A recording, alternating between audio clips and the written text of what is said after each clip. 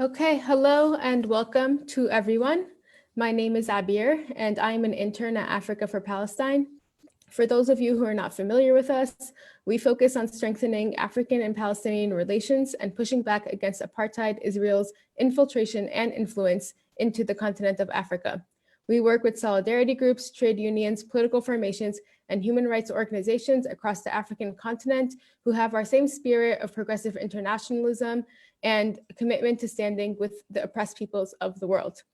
Today, we are honored to be hosting Reverend Edwin Arrison, who will be hosted in a conversation with Professor Fareed Issac, and we will be discussing the Palestine Israel, a Christian perspective. So I'm going to hand it over to Professor Fareed Issac to do a more in-depth intro of Reverend Edwin Arrison. I know that you two are friends, and we're very much looking forward to seeing you both in conversation. Thank you very much, Abir.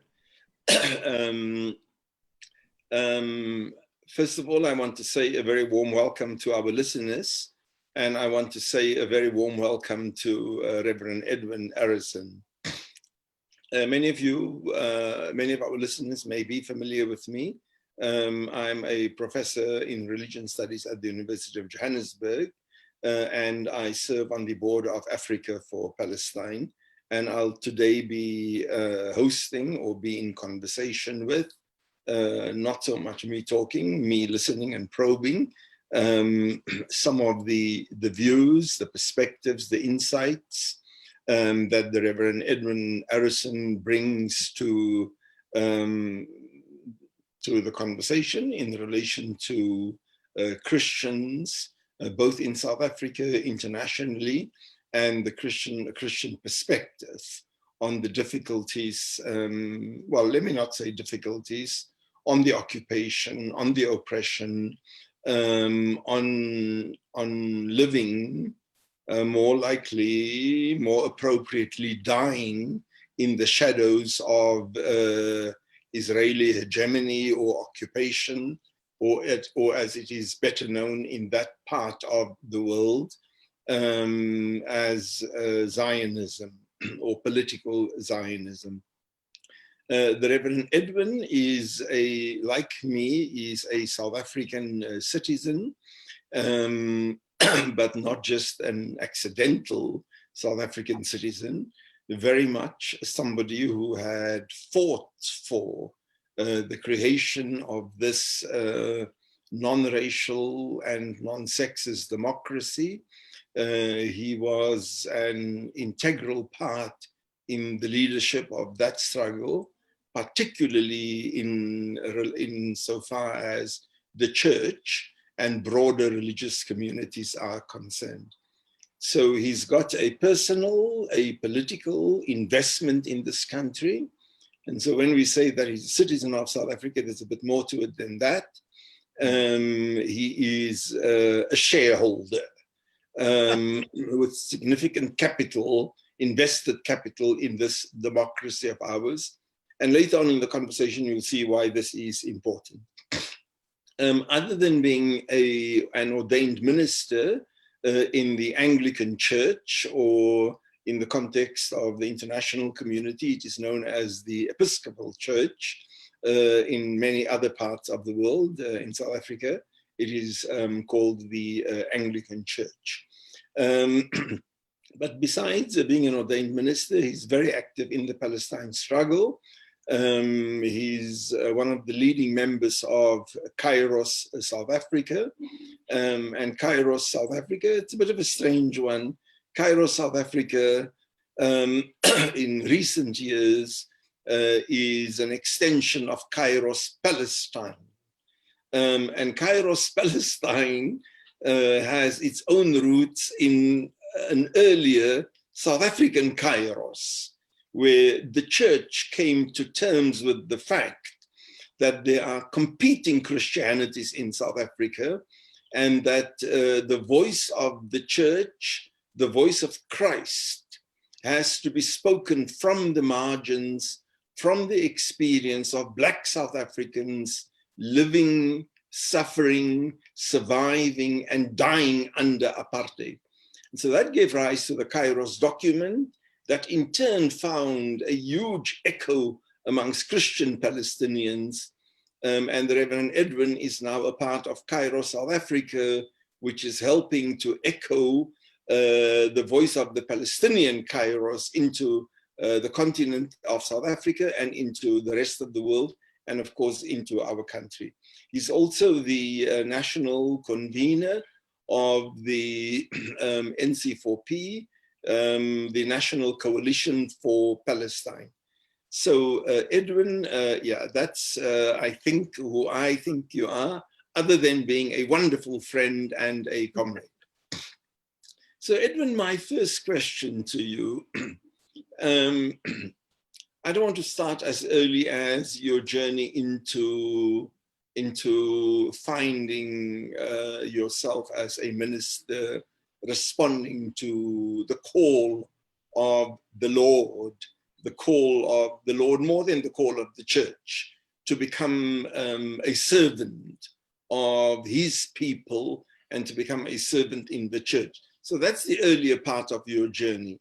Now, like many other co-religionists, Edwin, throughout the world, you have also found, of course, you only have 24 hours in a day to live out that call. But one of the niches that you have found is the suffering of the Palestinian people and the struggle to participate in their own journey for liberation. How did you get to find this niche for yourself as a minister of the church in South Africa?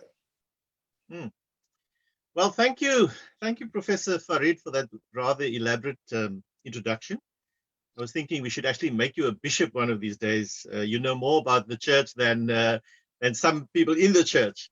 But yes, when I was studying theology, and I'm talking now about the late 80s, early 90s, we were not really exposed to Palestine. In fact, the word Palestine was probably never used throughout my first 4 years of theological studies. And someone gave me a book called Blood Brothers by Abuna Ilyas Shakur, I remember, but this is now years ago. And I remember reading that, and it was a fascinating story to read. But that didn't really move me to do anything, to be honest. It was just a good story to read. It gave me some perspective, but didn't really move me very much towards activism. And only thinking about it afterwards, I realized that a lot of our theological training that we received in those years was really cloaked in what was then called post-Holocaust theology. And we had certain kinds of lecturers, and they would say certain things, and they would not explain why they said it. It was just accepted. This is the norm. So there was no context given, as if they were talking, very neutrally or normatively or whatever. And so I started my parish ministry in the congregations and so on. And it was only when I left the full-time parish ministry, working within congregations, and I started focusing on ecumenical work more, that we were invited to Palestine when we heard that they were also drafting their own Kairos document, and they wanted to hear from us. And so I went to Bethlehem in Palestine in 2009, twice that year, and we engaged. And what was fascinating for me was, and you already pointed to that, was that they were inspired by the South African Kairos document of 1985, and we were re-inspired by them. And so we drew off each other's energy at that particular time. And sitting there with people in Palestine. I mean, as a South African, and you correctly said, I mean, we had been in the struggle against apartheid. And so you don't have to tell us very much. We can breathe, we can smell and sense apartheid when we are there. There's nothing really to explain to us. So experiencing the checkpoints, talking to various people, that of course first of all shocked me. But then listening to various people, I was talking to a Lutheran pastor who was a Jerusalemite. And he explained to me how his wife is Jordanian, and actually his child is now stateless. His child is now completely stateless. And for me, that was shocking. I mean, how could a child be stateless as a result of these tensions between different countries? And then, of course, also listening to people who are involved in biblical interpretations, biblical translations. Some very senior person, he said to me, he said, we are involved with these translations, and then we put maps in the Bibles that we are translating, and then some people come and say, you shouldn't use the word Palestine, you should use the word Israel there, And I was so shocked that this could even be happening. This kind of intervention in biblical interpretation could even be happening. So when I came home from all those encounters that we had there, of course, we said after the first visit, we said we want to support the Christians in Palestine with their Kairos document. So we went back again for the launch in December. And before we went, we visited Archbishop Tutu, and he gave us a letter of support. He said, take this letter from me to the people of Palestine to say we are fully in support of them. And we came back, and I think this was where I think we realized the challenge. We were three of us who came back, and we sat on the airport in Johannesburg, and we said, now what are we going to do with this message? It's like a message that was given to us, and we have to share this message. And we realized that actually not many people in the churches where we work are talking about this matter. So we realized it was a massive thing. And we began the process then of sharing this good news. It was really good news from Palestine, but sharing this news with people. Yeah. So let me stop there. But that was the sort of initial stage of my involvement. Yeah. So Edwin, inside South Africa, we know that the vast majority of the electorate, it's like nearly universal consensus that South Africa and South Africans should be, given our own history, should be identifying and stepping up our solidarity with the Palestinians. Yeah. And this, of course, includes the majority population of South Africa, that is, and who we don't normally, unlike many other societies, we don't normally look at our country in religious terms. We don't say, that Christians are a majority, Hindus and Jews are minorities. We all of us are citizens of South Africa, and we all have great fights about our constitutional rights inside the country. And it's a remarkable country. I think you will agree with me. There is hardly any anti-Semitism to speak about. There's hardly any Islamophobia in the country to speak about. In general, there's quite a great, people are citizens and people are equal citizens. Of course, we have lots of other what's going all around us. But in recent times, we know that some parts of the Christian community, and it's only in the last years, that some parts of the Christian community have begun to look at the Bible to look at the Bible through the lenses of political Zionism. So can you tell us something about the shift that there wasn't there earlier? It's still not very influential. It's still not mainstream.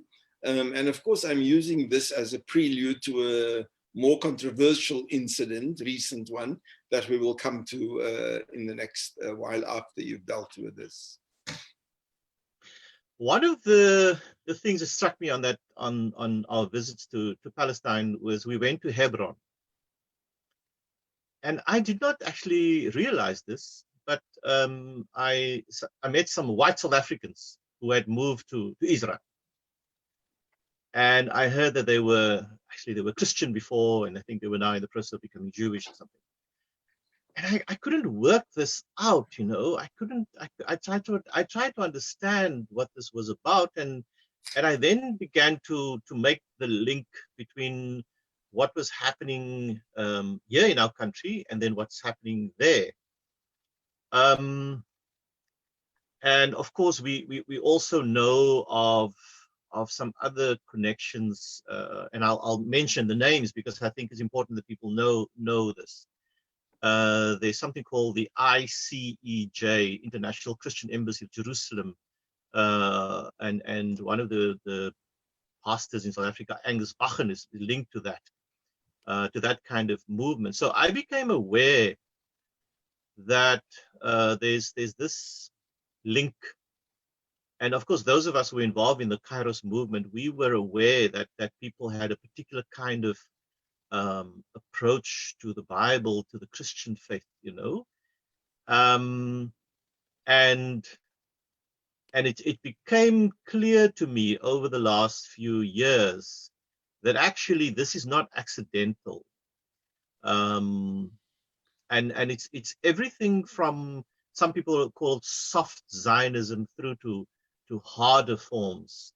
For example, there are many South Africans every year who go to what they call to the Holy Land on pilgrimage. I did not know this. I only discovered this afterwards.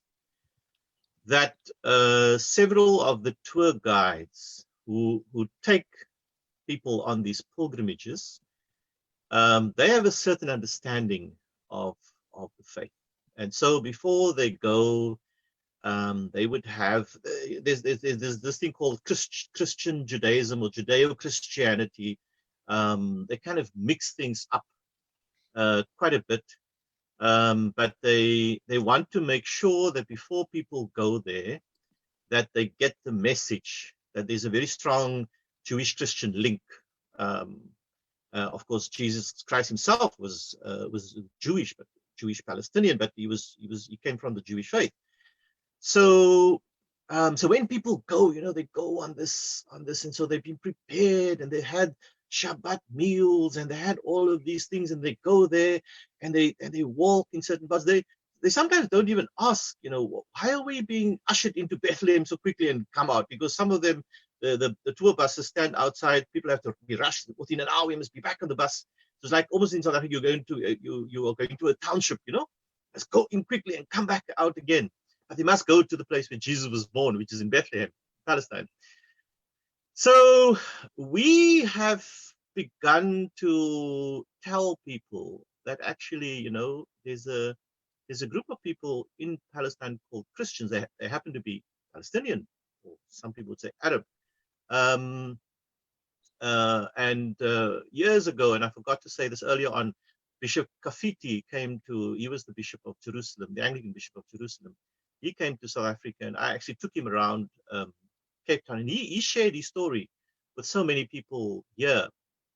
But certainly there's a sense when you talk to people in the churches about Palestine, the first thing that comes to mind in their minds is, oh, that's a Muslim thing, and if there's a conflict, it's a conflict between Muslims and Jews.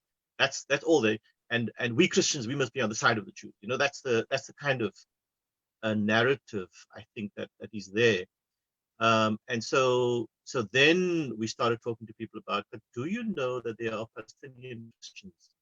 And it was then that people started slowly understanding that their own sisters and brothers who happen to be part of the Christian faith are also part of this. And so it's still not, I think it's still not very clear. And I sometimes, when I preach in churches and I preach about Palestine, I ask the congregation to say the word Palestine, simply because the word itself has not been used very often, and I think there's also some suppression of the word itself. And so for me, it's important that people actually begin to utter the word Palestine. Let me just say one thing before I stop. Because I've been involved in this for some years now, one of the things that I've experienced is that in any meeting around Palestine, there are Jewish people, there are people who call themselves atheists or agnostics, there are white and black, there are Muslim, Christian, there's, everyone sitting in the same meeting. And I have actually discovered that there's a huge amount of unity that's built in these meetings.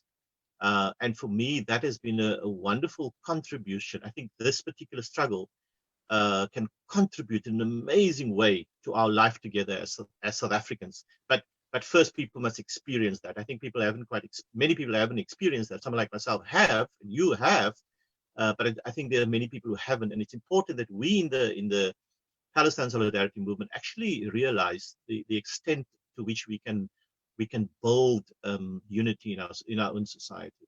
Yes. Edwin, just one last one before I come to one of the big issues that I want to discuss with you.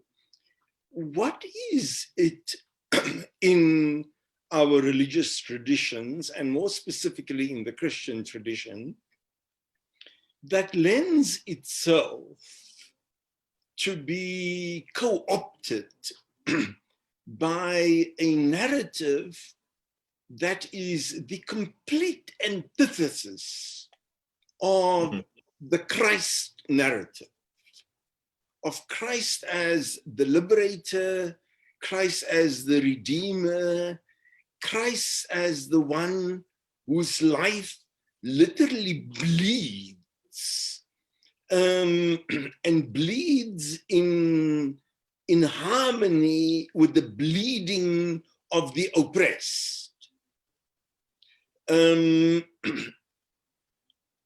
So this is, I mean, any outsider, any objective person, whether you believe in the historical Jesus or not, if you read the Bible, then this is the Christ that you'll find. How do some Christian tendencies manage to read the same text and find a Christ that carries a sword, a Christ that is going to agree with murder, with the destruction of people's homes and their olive fields, and a Christ that really sets himself up to be the primary blessing of people in a financial way. That if you believe in me, I'm going to make you rich. The bonus is salvation in the year after. That's the bonus. But the real prize is political power. The real prize is the destruction of your enemies in this world. Now, I can't find that Christ in the Bible. What makes some other Christians actually find such a Christ in the same text that they read? I'm going to give a short answer, and I think there's a long answer. So I'm going to as the conversation continues, I'll say more. But maybe just to start, there's a mathematical formula that says text minus context equals pretext, which basically means that if you don't take the context of scripture into account, you are most likely doing it under a pretext. And so there are preconceived ideas that you bring to the scriptures, and then you simply go and find in the scriptures that which now blesses your preconceived ideas. And normally your preconceived ideas has to do with power, with ideology, and so on. And all you're doing is you're going to try and find ways to hold on to this power and to this ideology, and therefore it's also important that you distinguish and set up binaries. And so the one binary would be a spiritual versus material. And so you set up these boundaries. And so one of the most powerful binaries is that the kingdom of heaven, as Jesus would talk about, or the kingdom of God, can only be experienced one day when you die. And so many people don't think, and Jesus actually said this, he said, the kingdom is within you. The kingdom is in the midst of you. He actually said that, and that's in the text. But the way in which people are almost brainwashed is to say, no, I can only experience the kingdom one day when I die. And therefore, whatever happens, towards my death. And so you have the soul, the focus on the soul and only, as opposed to also liberation for the body and for food that you have to eat and so on and so forth. And normally, and I say this cautiously, but I'll say it. Normally, this is because you are part of a group, or it's a tribal kind of identity that you have, and your identity becomes more important than the faith. And so, as I speak as an Anglican, for example, I'm part of the Anglican tribe. And when we are together as Anglicans, we think and talk in a certain kind of way. But when we are called to connect now with all the others, then the energy level kind of drops. And so people there's a force that pulls people towards each other when it's within a tribal kind of context. And then it's harder work to work towards unity, which is in fact that's key within the Christian faith. And so you'll find people saying, oh, no, we believe in unity. We believe in the prayer of Jesus in John chapter 17 about unity. For years now, between the NG Kerk and the VGK, we've had this kind of conversation. But when it comes to working towards actual unity, the opposite happens. People withdraw to their tribe. But it's not because they are just simply connected to their tribe. It's also connected to money. It's also connected to buildings. It's also connected to other things. And so that's a very strong force that pulls you in one direction. I'll say more, but let me stop there for the moment. Yes. Just a quick unasked for comment from my side. One of the interesting things is that I think that money is playing an increasing role in some sectors, especially the non-established churches in South Africa, where there is vast amounts of primarily United States money from the south of the United States coming into the country to either via other African churches coming from the north of the continent and moving into South Africa, propounding a gospel that most South African things until recently, I mean, rather unfamiliar with, the gospel of prosperity. But along with this, of course, it's also what favors can you do for us? And one of these favors that you can do for us is step up your support for the political state of Israel. Anyway, to come back to a question that is a rather controversial one in South Africa at the moment, for the viewers who aren't familiar with it, about 3 weeks ago or a month ago, the country's Chief Justice, Justice Mogoeng, he's been Chief Justice now for about 6 years. In general, when he was appointed as Chief Justice, there were lots of anxieties amongst the progressives in South Africa, because personally, he has made no bones about the fact that religiously, he's not only on the conservative side of the church, but that he is what many would regard as quite anti-progressive or quite reactionary, ranging from the questions of the human rights questions, of gender justice, of sexual orientation, and his church is on the right-wing edges of South African Christian theology. But the one thing that hit us by surprise was an interview that he did with another right-wing Israeli newspaper, and it was a joint webinar that he had with the chief rabbi of the Orthodox Jews in South Africa. And I must emphasize this. I mean, he often masquerades as the chief rabbi of South Africa.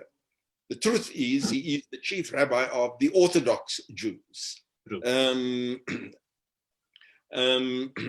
in that interview, he went on a limb to support the current state of Israel and to synonymize that state with the biblical state of Israel, and then quoted from the Bible texts that you referred to earlier on, Reverend Arrison, about the dangers of quoting texts outside their own contexts, and spoke about the need to love Israel, and invoking or inviting the curses of God if one goes against Israel or Jerusalem as a symbol for the current state of Israel. So, Edwin, before you get into the Justice Mogoeng debate, can you tell us, Reverend Arrison, something about this theology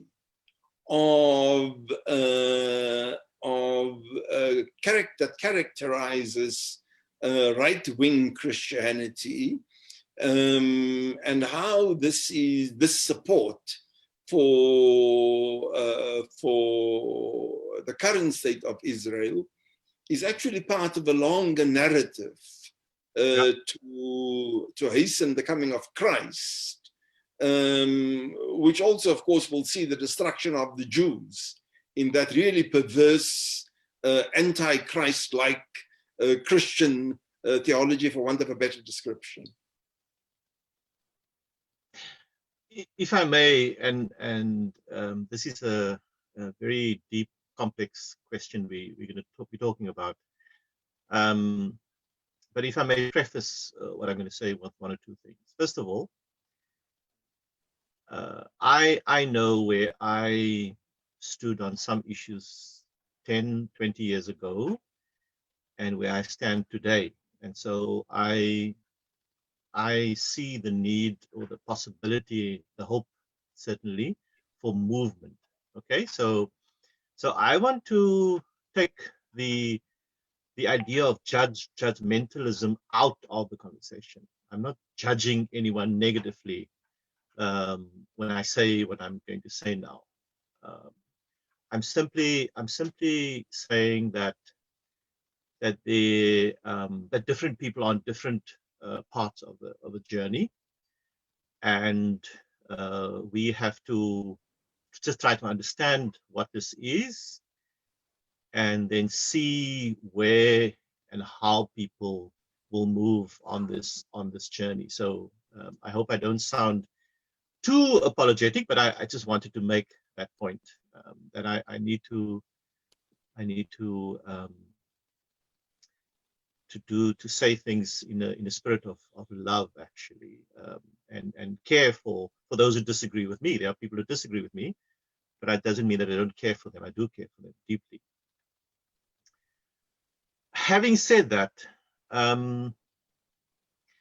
I work with young people a lot, and we talk through the Bible quite a bit in some depth.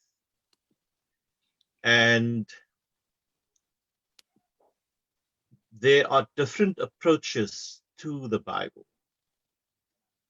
and one has to make decisions about how you're going to approach this wonderful book called the Bible. If I may use the current coronavirus levels, perhaps it might help us to think through this. So there's level 5, which means you are stuck in the house, you can't get out. That level, level 5, if you read the Bible, you read it primarily devotionally. So there's a text, you open the Bible at a certain point, you see a text or texts, and that text speaks to you. And you are inspired by that. There's nothing wrong with that. That's a good thing, and I'll come back to it. But often we make jokes about this, where people take this very, very literally. They're looking for an answer, and then they go to God. They say, "God, please help me." And then they open the Bible, and there in verse 34 it says, "You must go do X." So that's a particular way of reading the scriptures. Then at some point you start asking some questions, and the young people, obviously, they do that a lot with me. So when you start talking about, let's say, Genesis chapter 1 and 2, Adam and Eve stories and so on, they start asking me, but now, if Adam and Eve had 2 sons, Cain and Abel, where did their wives come from? Because obviously they have a particular way in which they read the scriptures, and then they start asking these questions. And when you start doing that, you now have to explain certain things to them, historical things. And in doing that, some people could easily lose their faith. I mean, if you don't believe that this is a story that was written in the 5th century when people were in Assyria, under the Assyrian Empire, if you refuse to believe that people needed to be encouraged, they needed to understand who God is, they needed to, and they started making sense of creation. But if you open yourself to the possibility that, okay, there's something more here, that perhaps Genesis is not the oldest book, maybe it's Job, maybe the book of Job was the oldest book of the Old Testament written, and you begin to open yourself to this possibility of thinking differently, it's then that you begin to move in your Christian faith. Now, many people, and I say this again guardedly, do not want to begin to think differently about the Bible. And they think that, you know, people like myself and others are heretics because we begin to say, but you know, there's also other disciplines like paleontology that talks about where humans began to develop and so on, and they can't quite put science and faith together. They can't do that, and they don't want to do this. But there are some of us who say, let's take that journey, because you know there are things that happen. And just by the way, while I'm saying that, if you listen to the whole speech of the Chief Justice, you will realize that how he, at the end, he was talking about coronavirus, and how he didn't really take the science very seriously of coronavirus, and it's part of the whole story. If you don't move from just a literal and devotional reading of the text, because once you start moving to the next level, you begin to understand that, yeah, there was the Assyrian Empire, there was the Babylonian Empire, there was the Roman Empire, eventually, of course, the Ottoman Empire. But you begin to understand what happened in this piece of land. But then you go and you begin to discover some very interesting things in the text. You begin to see how the prophets speak. And one of the theologians in Palestine, Father Naim Atik, made this point when he was here some years ago. He talks about how things begin to open up, you know. So so it's not just about caring just for me or my family, but it's about caring for the stranger in the land. It's about opening up and caring also for others.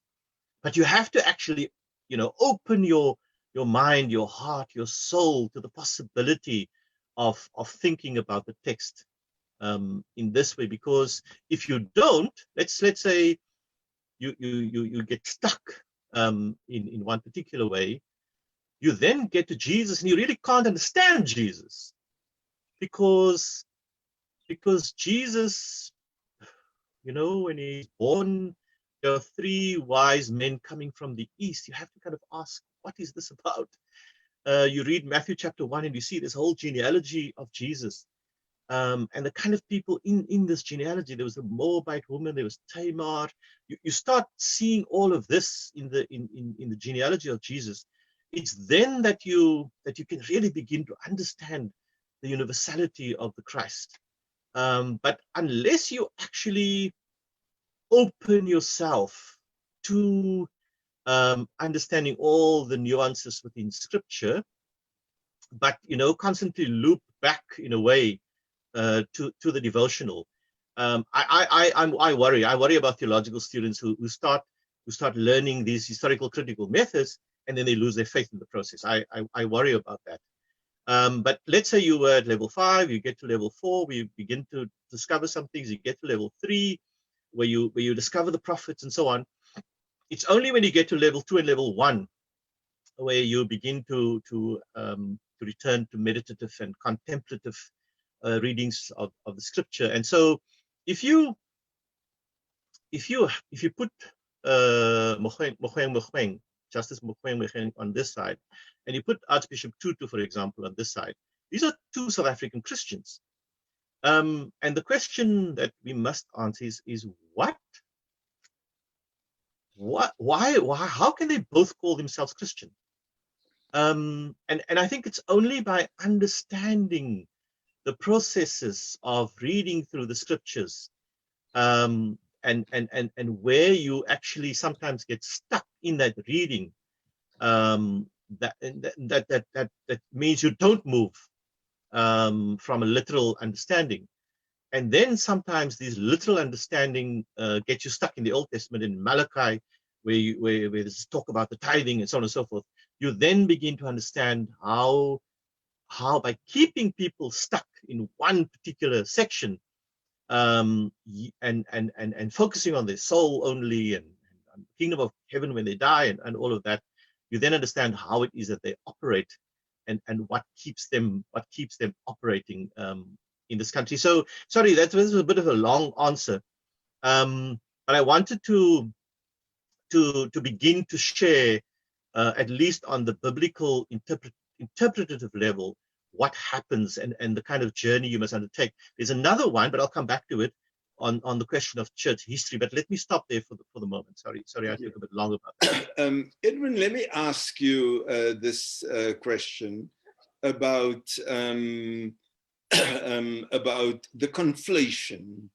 I mean, it's like there were the Israelites, and there are narratives about them in the Bible.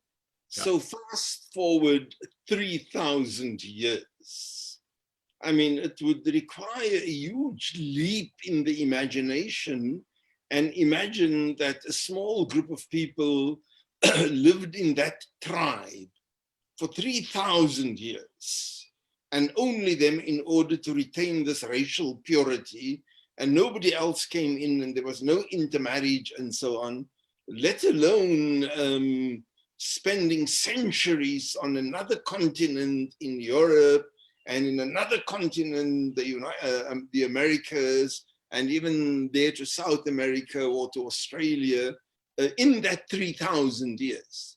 So the presumption, and so there is the Israel of the Bible, that by any rational or scientific state of the imagination cannot be an entity that gets created 3,000 years after that. It's not logically possible. But how do Christians such as Justice Mogoeng make this leap? And how do they fail to see that the biblical Israel, however long or the few decades that empire under King David existed, how do they not manage to make a distinction between that and the modern state of Israel established in 1948? How do they fail to make this distinction and apply the biblical verses and references to that same place? One of the parts of scripture is, of course, the apocalyptic scriptures. So Daniel, Revelation, and so on and so forth. So that's one of the things that's there. It's part of the text, and so you have to think carefully how you read that. And so when you read it again, when you read it in a particular way, in one particular way, like the book of Revelation really was written to people in a particular context, to give them hope in that particular context. But then, people start speculating about what all these things mean for now and into the future and so on. And they come up with a narrative. And this is where Christian Zionism becomes important, and I think Christian Zionism is even older than Jewish Zionism. They develop a narrative that says that you correctly said it earlier. Remember, Jesus left the earth physically, and there was always a sense that he would come back. And so there's a lot of speculation about timing and so on and so forth. And one of the ways in which they think about this is to say there must be an ingathering of all the Jews in Jerusalem. They must all become Christian, actually. So again, correctly, earlier you said that it will be actually the destruction of the Jews. People like Mike Pence, the current deputy president of the USA, is part of this kind of thinking. And that's why it's so dangerous to have people like that in those kind of positions. And and so we must help this on. And so when the state of Israel was formed, they immediately married this ideas that they had with this state that was now formed, and it was the crown of God's work, that happened, and so on. And so they begin to build up this whole story, this whole narrative that allows them to make this historical leap from the one to the other. There's no logical way to do this, but if you have a wonderful imagination and you are able to bring something of however many thousand years ago into the current and give justification for that, that is when someone like Netanyahu goes to the UN and he has a Bible in his hand. Trump, of course, does the same. You then take a political project and you link it to an old narrative, and you combine the two. Of course, somewhere in there there's European anti-Semitism, and so let's talk a little bit about that. European anti-Semitism happened for real, and people were killed. They died. This is the reality that happened.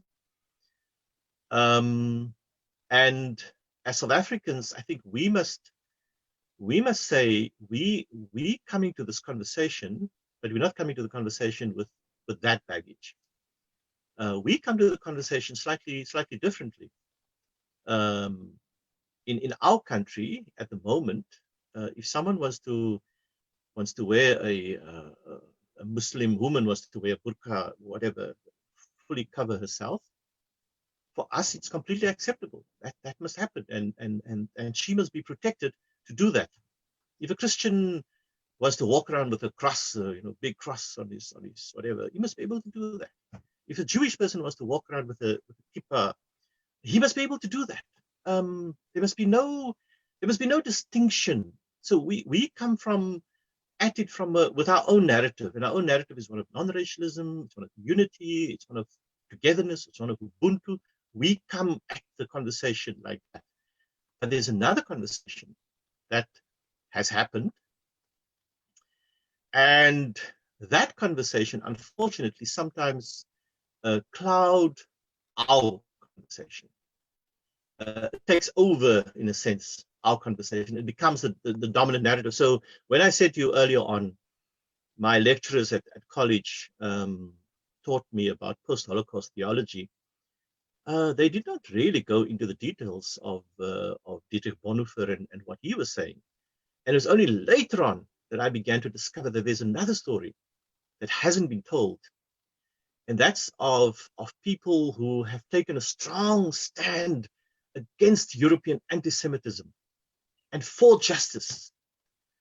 And if you do that, you begin to see how the project of destroying Palestine can never be a project that has any biblical, any Christian justification for it. But if you, as I said, if you come at it from a different angle, so let me quickly, sorry, I'm again taking so long, but let me quickly come at it from a church history angle.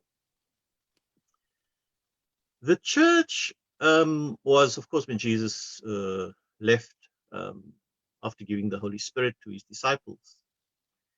But the church was a minority that was under severe persecution and suffering. Then around the 4th century, you had an emperor. His name was Constantine. He became Christian, and then he suddenly wanted the whole empire to be Christian. And if you just understand that, you begin to understand how a faith that is about service, about suffering, about sacrifice, about self-emptying, how that faith gets co-opted into power, into political power. Then what happens from there, these are some of these histories of things that people never talk about, never think about.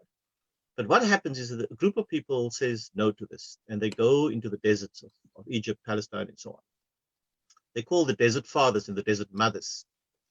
And they take the Christian community on a completely different route from the dominant route. Eventually you have the Crusades, and so again you've got this power mongering group of people, and I make a distinction between Christendom and Christianity. So Christendom is about power, that's what it is about. But Christianity, which is this other path, gets strengthened by St. Francis of Assisi, the monasteries, and so on. And then you begin to see the difference between Christendom and Christianity. And unfortunately, these two models are both present within the church, within Christianity. Today we have a Pope, for example, who is a Jesuit. He comes from the religious communities, and he calls himself Francis. And the reason why he calls himself Francis is because he wants to say the church should be there where the poor is, where the suffering is. Named after Saint Francis. But you have others who have taken a completely different route, who's actually intent on making sure that this Pope gets out of office, so that we can replace this Pope with someone who is linked to power.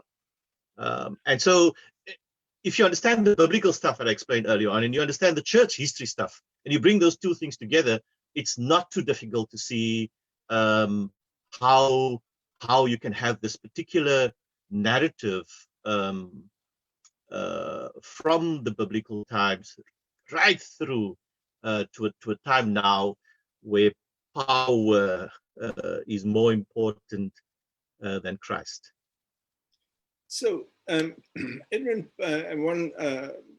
we're winding up. So, Edwin, in South Africa, we saw religion and Christianity as contested terrain. Yeah. There was a bitter fight amongst Christians about the meaning of Christianity in the faith of Heeren Volkism, many of the people, especially in the unity movement, use the term Heeren Volkism, the chosen people, because this was the narrative of the Afrikaners that had aligned very closely. We must never forget this, that they had aligned themselves with the Nazis. But other than just aligning themselves with the Nazis, they also founded apartheid on the notion of being God's chosen people on earth.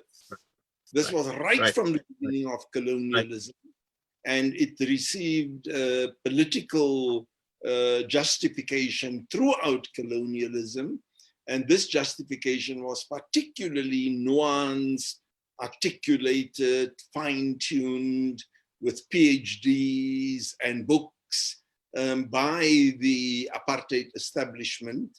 Hendrik Verwoerd, by the way, the leader, the first apartheid prime minister, was 21 years old when he had acquired his PhD. And many of the ministers have written these things on this, on us being the chosen people. Yeah. So inside South Africa, there were these contestations all the time. Yeah. You had the more, although not very vociferous, muted, including some of the missionaries, the early missionaries, that opposed the atrocities against the indigenous people. And then you had many of the churches, especially the Roman Catholic Church and the Anglican Church, even the Methodist Church, who came out in varying degrees against apartheid. And so you had the Dutch Reformed and the Calvinist, the Dutch Reformed family on the one side, who sought all sorts of religious justification for apartheid. And in the end, I mean, the battle for the soul of Christianity was won by the people who recognize Christ as a liberator who stands on the side of the oppressed, the hurt, the marginalized, the dispossessed, the occupied. So that tendency won out in Christianity. And it is today still, at least in the public imagination and recognized by the state as the, not the dominant form, but the normative form of Christianity. Now, looking at apartheid Israel, you see a renewed contestation now, actively fueled by the Israeli embassy in South Africa on the one hand, and by the right-wing Christians abroad on the other hand. So how are Christian South Africans supposed to respond to these challenges at a theological level and at an activist church as institution level? Yeah, thank you for that question. We had an incident not too long ago where this very person I mentioned earlier on, Angus Bachen, he said there are only two nations that have a covenant with God. The one is the Afrikaner, and the other one is the Jew. And he was hoping to have some big rally in Pretoria, I think in February or something. He withdrew and he apologized, but it was for me very interesting that in 2019 that someone could actually say that. Because clearly he had that was in him, and he was really saying that there's this covenant, and that the covenant had not been extended to include everyone. The unique contribution that we as South Africans bring to this conversation is that we, well, most of us are Black, and we understand racism. I mean, you don't have to tell me or you or others about racism. We understand it completely. And so we will understand something like anti-Semitism very, very carefully. We'll understand it. Someone doesn't have to explain that to us. But besides that, we also understand injustice. We understand that that people can make up the narrative and oppress you like they did in South Africa with apartheid. We understand that. We've experienced that, and we fought against that. And that is why we have the country that we have, and then we have the constitution that we have. Now, those of us who fought against apartheid, of course, the thing that in a way broke the back of the debate around Christianity in South Africa was the Kairos document. I mean, I'm sorry to introduce that so late now, but the Kairos document made it very clear that there are certain ways in which people think about the scriptures, and the first one was about what's called state theology, and that was mainly within the Afrikaans churches, and then the second was called church theology, and that was mainly within the English kind of speaking churches. And yet there was something missing, so even though some of the English speaking churches were saying, oh, we must open our doors to everyone and so on and so forth, there was something missing within that, and therefore the Kairos document proposed prophetic theology. which takes us beyond charity to justice, and various suggestions around that were made with the Kairos document. Some people were very angry with us at the time when we launched it, and in fact this year we celebrate the 35th anniversary of the Kairos document, and of course we've inspired many Kairos movements across the world, including Kairos Palestine. We've inspired, but we understand that that since 1994, since we have our liberation, something very unfortunate happened in South Africa. And the unfortunate thing that happened was that we became less ecumenical. Everyone moved into their own corner, you in your small corner and I in mine. And the tribalism I spoke about earlier on, that tribalism began to flourish again. Desmond Tutu retired from as Archbishop, and hoping that others would take forward that legacy. And we are going to do that, certainly. And we want to take forward that legacy, but in the absence of a spirituality of liberation, it easily degenerates in a way into social work, into development work, and so on. And so finding that spirituality of liberation, Frank Chikane calls it.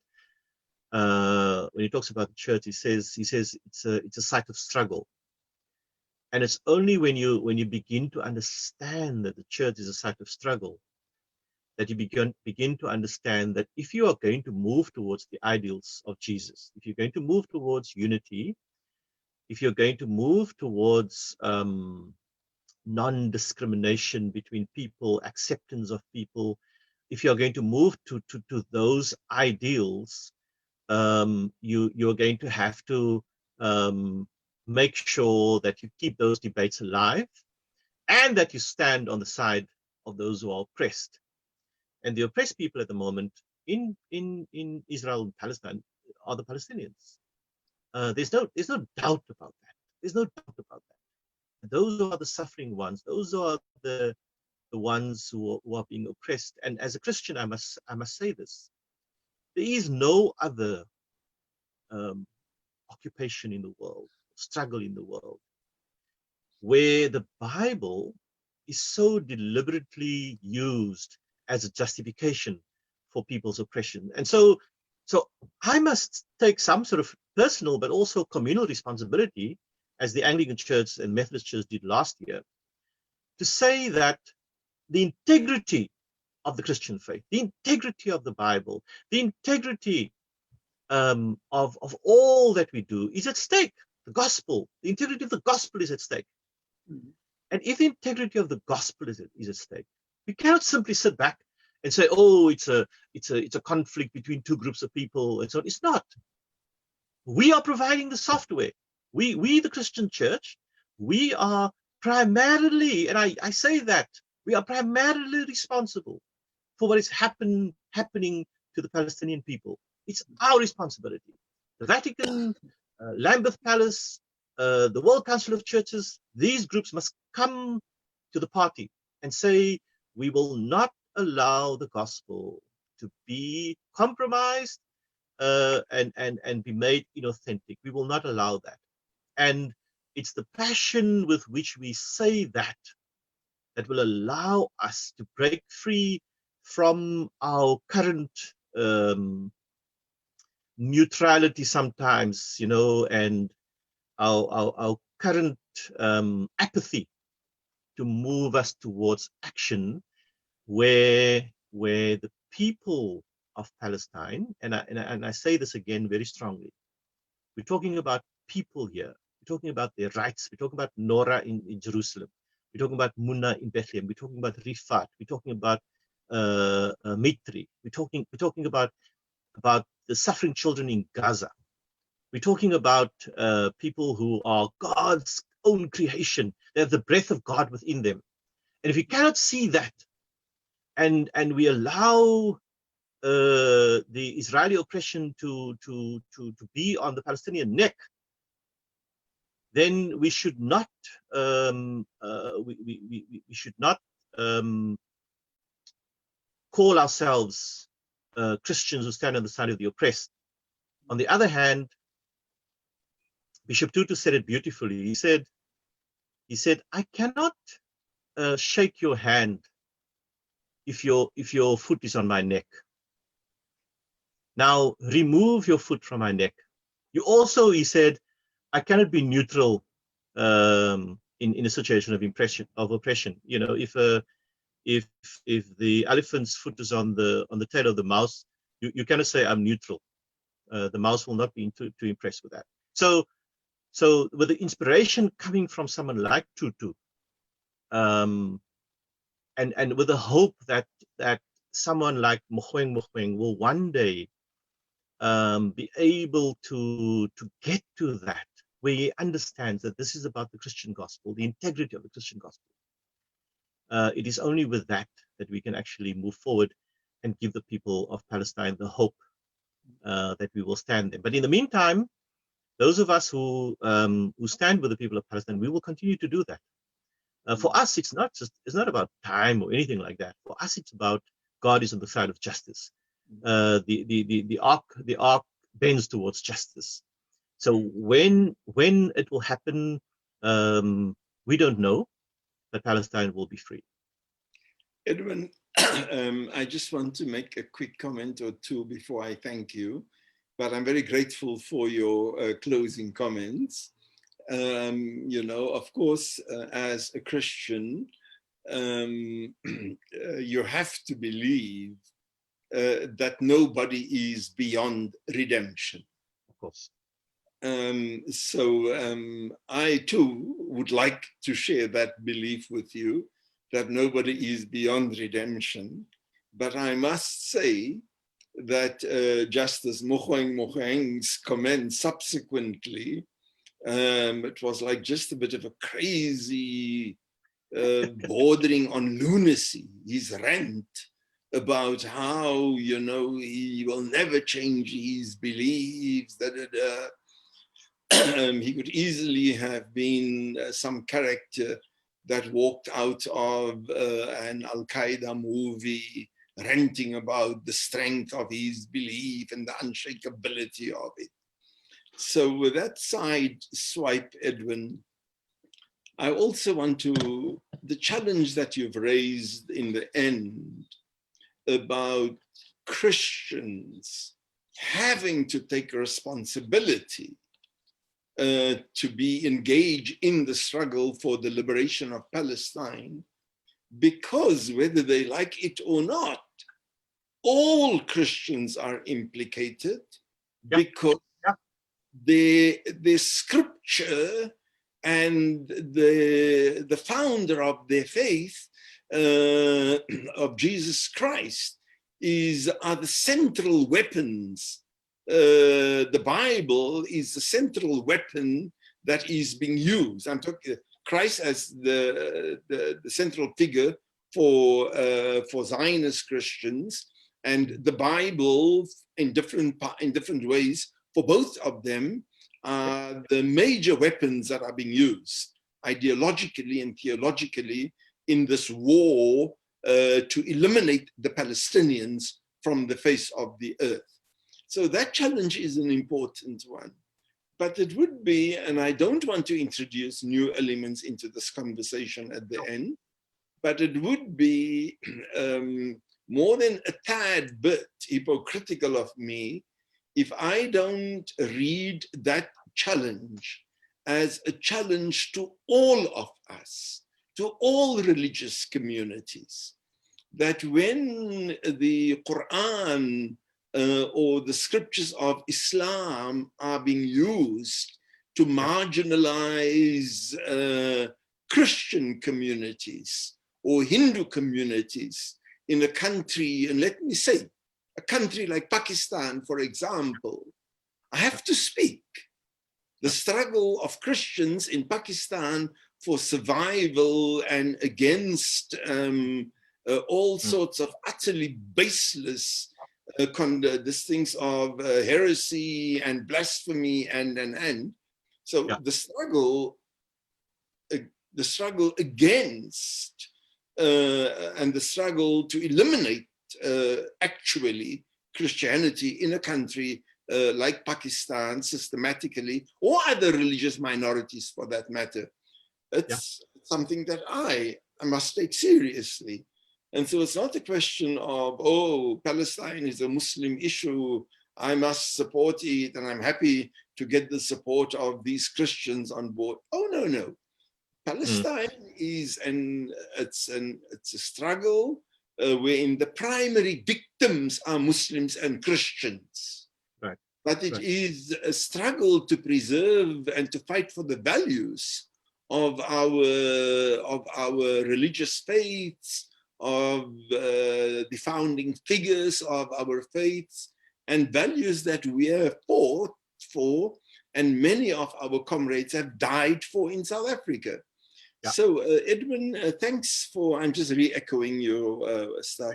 So thank you very much for joining us, and to the listeners and the viewers in different parts of the world, thank you very much for being with us, and keep an eye open on the Africa for Palestine, the Twitter account and the Facebook account.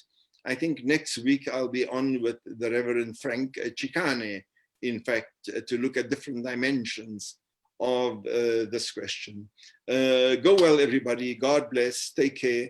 Enjoy the rest of what is left of your day, whichever part of the world you may be in. Amandla. Your way too. Thank you so much. God bless. Take care. Bye-bye. Bye, everybody.